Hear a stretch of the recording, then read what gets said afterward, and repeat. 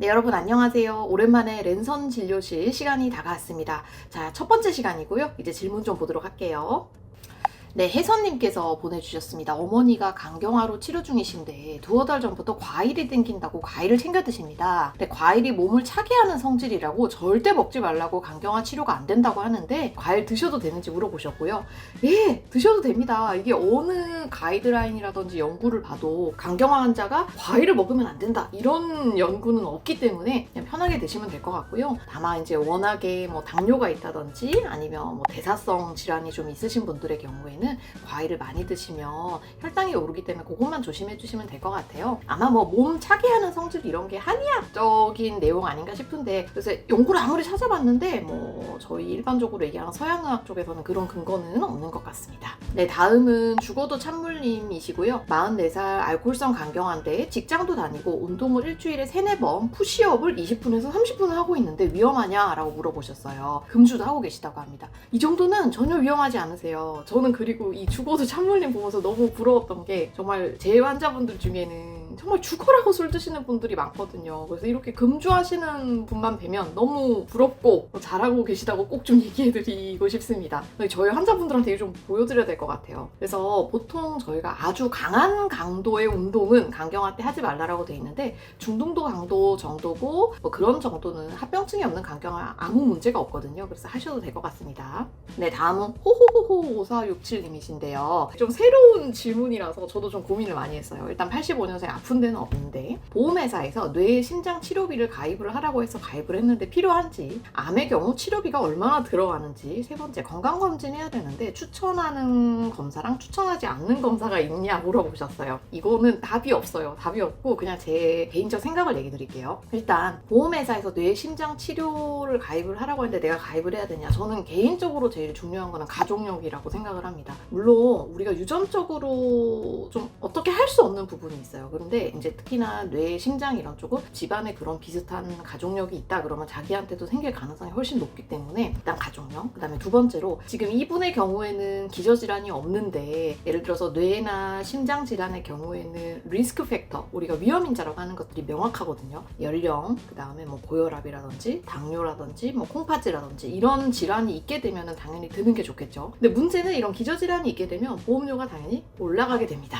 네, 그래서 그 두 개, 내가 기존에 갖고 있었던 과거력이 뭔지, 그 다음에 내 가족력이 어떤지를 따져가지고 결정하시면 될 것 같고요. 암의 경우 치료비가 어떤지 이거는 정말 천차만별입니다. 우리나라는 기본적으로 이 종양을 진단을 받게 되면은 중증 혜택 적용이라 그래서 중증 환자로 등록이 되면 치료비의 5% 정도만 하면 되는데요. 이게 이제 급여가 되는 약제가 있고 소위 얘기하는 비급여 약제들이 있어요. 그래서 항암제 중에서도 우리가 1차 약제는 대부분 급여가 되지만 1차 약제에서 페일을 했다든지 아니면 아주 새로운 치료법 같은 경우에는 이제 급여가 되지 않거든요. 그럴 경우에는 중증 적용을 받지 못하기 때문에 비용이 많이 올라가게 됩니다. 그래서 이번은 케이스 바이 케이스에 따라 다르겠다가 제 생각이고요. 건강검진 해야 되는데 추천하는 거랑 추천하지 않는 검사, 이것도 참 답은 없는데 개인적으로는 급사를 일으킬 수 있는 질환을 먼저 발견을 할 수 있으면 좀 도움이 되는 것 같아요. 근데 이제 사람이 급사를 할 수 있는 게 보통 뇌 아니면 심장이잖아요. 그래서 뇌혈관 MRI라든지 아니면 심장 혈관 보는 검사는 조금 해봐도 나쁘지 않을 것 같다가 제 개인적인 생각입니다. 그리고 뭐 추천하지 않는 검사는 그러니까 기저질환이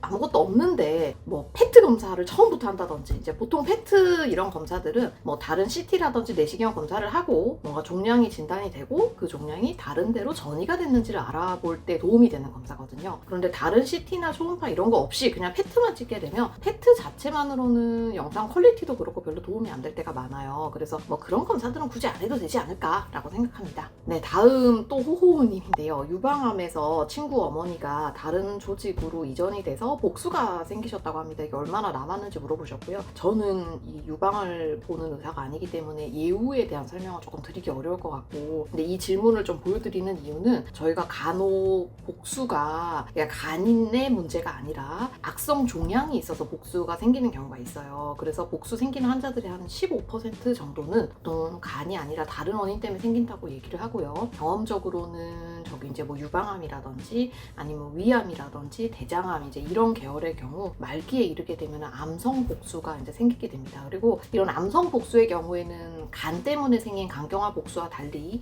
이뇨제나 이런 치료에 잘 좀 반응을 하지 않아서 환자들이 좀 고생을 많이 하시는 것 같습니다. 네. 네, 다음은 설탕이야님이고요. 위고비 5개월 차인데 5개월 하고 나서 110kg에서 91, 2kg까지 빠지셨다고 해요. 네, 너무 잘하고 계시고 저도 이제 외래에서 위고비 처방을 간간히 하고 있는데 효과가 있는 분들은 정말 좋은 것 같아요. 근데 이제 효과가 있는 분들의 공통적인 특징은 이 위고비만 하는 게 아니라 식단을 항상 같이 하고 계십니다. 그래서 우리가 위고비만 우리가 맞게 되면 위고비를 끊게 되면 다시 도로 이렇게 올라갈 수 있잖아요. 사실 이 위고비라는 약물이 물론 요새 뭐 비용이 떨어지기는 했습니다만 그래도 한 달에 몇십만 원씩 들어가는 약제인데 제약회사에게 계속 의존 당하고 싶지 않으면은 뭔가 생활습관 개선을 계속 조금 하는 게 좋을 것 같습니다. 또 우리 설탕이야님도 좋은 효과 있으셔서 다행입니다. 네, 이거는 이제 다음은 제 유튜브에 관해서 의견을 주신 것 중에 되게 상반된 의견이 있어서 얘기를 한 번은 좀 짚고 넘어갈게요. 그러니까 제가 좀 생긴 게 약간 우상이에요. 그래서 그냥 가만히 있어도 좀 웃는 것처럼 보이고 말을 할 때도 실제로 좀 많이 웃는 것 같아요. 그런데 그 웃으면서 얘기를 하는 거를 좀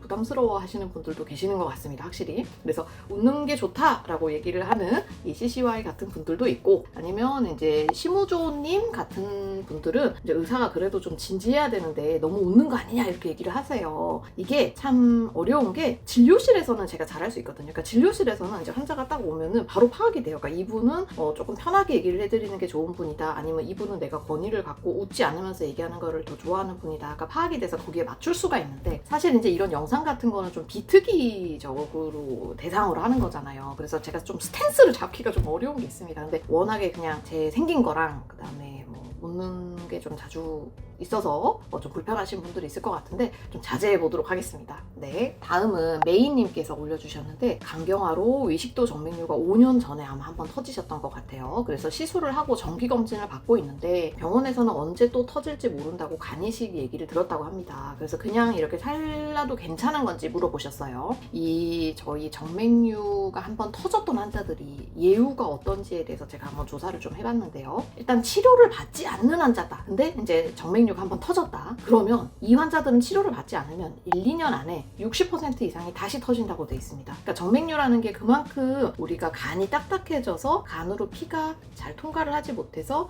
문맥 고혈압이 생겼다라고 얘기를 하거든요. 그 문맥 고혈압이 심하다는 거여서 치료를 하지 않으면 또 터지는 거는 자명한 일입니다. 그러면 이 치료를 하면 정맥류에 대한 지금처럼 정맥류 결찰술이 될 수도 있고 아니면 압력을 떨어뜨려주는 뭐 우리 베타블로커라고 하는 약물이 될 수도 있는데요. 그거를 하게 되면은 보통 한 이 정맥류가 다시 터지는 확률이 아까 1, 2년 안에 원래 60%라 그랬잖아요. 이게 1년에 30%, 5년으로는 50%까지 확 줄어들게 됩니다. 그러니까 아예 안 생기게 할 수는 없어요. 이게 이제 압력을 정상까지는 못 떨어뜨리지만 그래도 기존의 높은 압력을 떨어뜨리는 것만으로도 이렇게 정맥류 출혈률을 60에서 30%까지 줄여준다를 알 수 있습니다.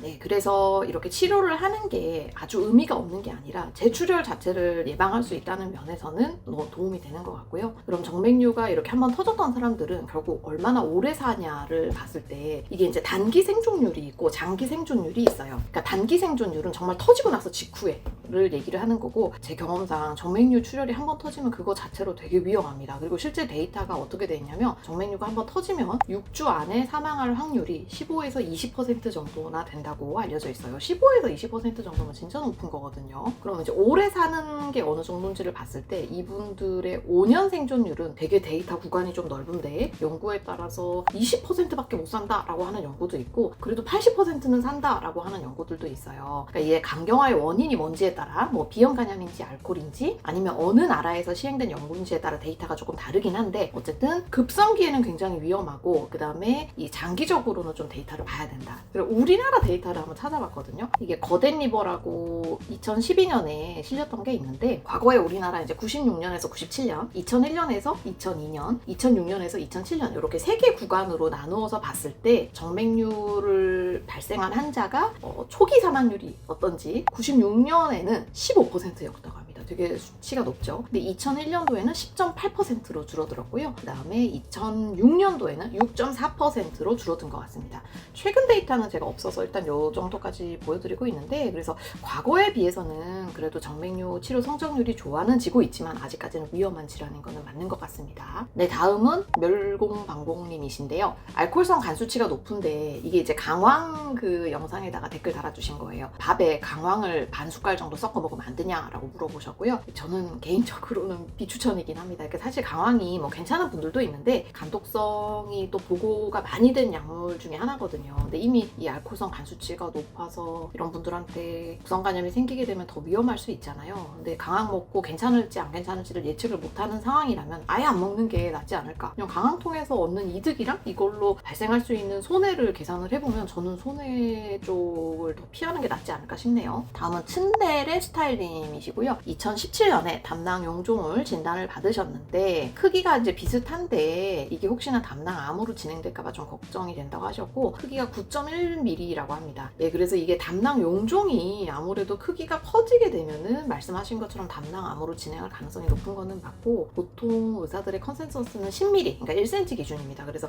1cm보다 더 커지는 이 담낭 용종은 암으로 발생할 가능성이 높기 때문에 우리가 담낭 절제술을 이제 권유를 하게 되고, 그 외에 뭐 여러 가지 위험 인자들이 있기는 합니다. 그래서 아마 이제 검사를 하다가 그 용종의 크기가 조금 더 커지거나 아니면 용종의 성상 같은 게 좀 바뀌거나 이럴 경우에는 예방적 담낭 절제술 수술을 얘기를 하시지 않을까 싶어요. 네, 다음은 최현주님이 올려주셨고요. 남편이 비활동성 비염간염 보균자이고, 그래서 이제 와이프분께서 비타민 C를 레몬을 이용해가지고 보충을 해주시려고 레몬을 슬라이스해서 우려낸 차로 매일매일 이제 주셔다가 합니다. 근데 그러고 피검사를 했는데 페리틴이라고 철분 수치가 이제 정상보다 되게 이제 높게 나와가지고 이거 레몬을 먹어도 되는지를 물어보셨어요. 저도 이제 의대 졸업한 지 좀 오래돼가지고 이렇게 뭔가 간이 아닌 질문이 나오게 되면 검색을 해봐야 되는데요. 기억이 났어요. 그 비타민 C, 그러니까 지금처럼 이제 뭐 레몬 주스나 이런 거를 비타민 C를 먹으면은 우리 몸 안에 철분 흡수율을 높이게 돼가지고 페리틴 같은 수치를 높일 수가 있습니다. 그래서 아마 레몬차 때문에 이 페리틴 수치가 높아진 거는 맞을 것 같아요. 근데 이제 페리틴 수치가 높아졌다는 거는 어쨌든 철분 저장이 충분하다 내지는 약간 이제 과다하다가 될 수 있기 때문에 뭐 다른 거를 고려를 해봐야 되겠지만 비타민 C 때문에 얻을 수 있는 그런 뭐 여러 가지